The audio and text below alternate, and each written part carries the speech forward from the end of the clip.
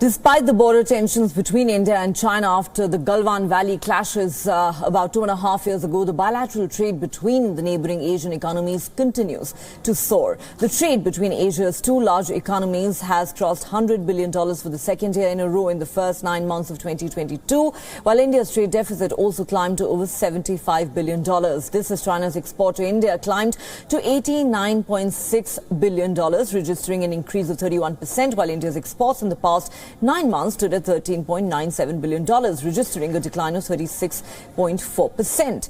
India-China bilateral trade hit a record high of over $125 billion after relations touched a new low due to the standoff by the militaries in eastern Ladakh.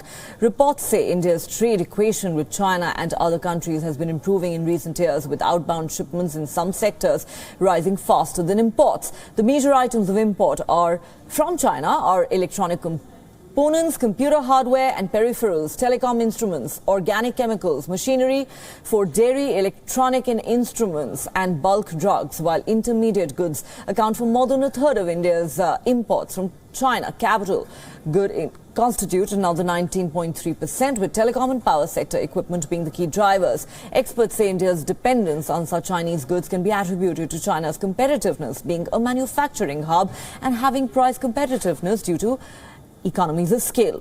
The Chinese government also gives subsidies to industries to help them compete on a global scale. India has come out with the production-linked incentive schemes for different sectors in the last few years, which will help reduce the dependence of India on some imported items from China. India has also framed technical guidelines and high standards for products such as toys, electronics, chemicals and fertilizers.